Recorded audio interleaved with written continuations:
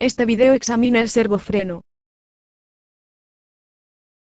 Un servofreno usa vacío para multiplicar el esfuerzo del conductor en el pedal y aplicarlo a la bomba. Esto aumenta la presión disponible de la bomba. En vehículos con motor de gasolina usan el vacío producido en el colector de admisión. En vehículos con motores diésel no pueden usar vacío de colector de admisión, así que están equipados con una bomba de vacío accionada por el motor. El servofreno más común está situado entre el pedal y el cilindro maestro. Aumenta la fuerza que actúa sobre el cilindro maestro. Cuando se pisa el pedal, el servofreno ayuda al conductor.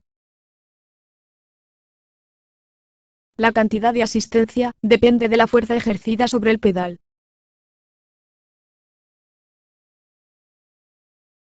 Cuando el conductor mueve la varilla de empuje del pedal de freno, se transmite el movimiento a través del servofreno al pistón del cilindro maestro para accionar los frenos. También acciona una válvula de control que admite aire a presión atmosférica en la parte trasera del servofreno. Su funcionamiento dependerá de la posición de la varilla de empuje. Una tubería conecta el colector de admisión a una válvula antirretorno en el servofreno. Con el motor en marcha, el vacío en el colector de admisión se utiliza para crear el vacío en el servofreno. La válvula se mantiene en su sitio y se produce un vacío en ambas cámaras de la unidad. Las cámaras están separadas por un diafragma flexible de caucho fijado a la placa del diafragma. Se mantiene en su posición de bloqueo por un resorte de retorno del diafragma. La varilla de empuje del cilindro maestro y la válvula de control están ubicadas centralmente a cada lado de la placa. Cuando se aplican los frenos, la varilla de empuje del pedal y el émbolo se mueve hacia adelante en la placa de diafragma. Esto pone a la válvula de control en contacto con el asiento del puerto de vacío. Se cierra el orificio de vacío, sellando el paso, conectando las cámaras. El movimiento adicional de la varilla de empuje y el pistón aleja la válvula de aire de la válvula de control para abrir el puerto atmosférico. El aire a presión atmosférica entra en el filtro de aire y pasajes y entra en la cámara en la parte trasera del diafragma. La diferencia de presión en ambos lados del diafragma mueve hacia adelante la placa del diafragma y arrastra la varilla de empuje del cilindro principal con ella. La presión hidráulica se acumula en el sistema de freno para accionar los frenos. Cuando la presión aumenta, una fuerza contraria actúa a través de la varilla de empuje del cilindro maestro y el disco de reacción. Esta contrafuerza actúa contra el pistón y la varilla de empuje del pedal.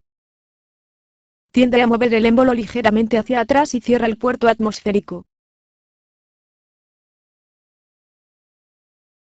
Si se interrumpe la fuente de vacío, entonces mientras el pedal se empuja hacia abajo, la varilla de empuje del pedal y el conjunto del émbolo entran en contacto con el disco de reacción, obligando a la varilla de empuje del cilindro principal hacia adelante para accionar los frenos. La fuerza del pedal requerida es entonces mucho mayor que con la ayuda de vacío.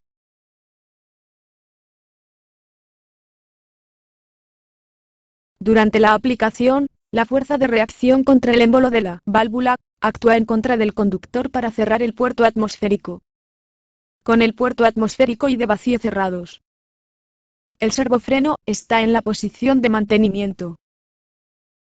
Se mantiene así hasta que el aumento de la potencia del pedal vuelve a abrir el puerto atmosférico o una disminución de la fuerza del pedal vuelve a abrir el orificio de vacío. Con la fuerza sobre el pedal mantenida constante, la válvula vuelve a la posición de mantenimiento.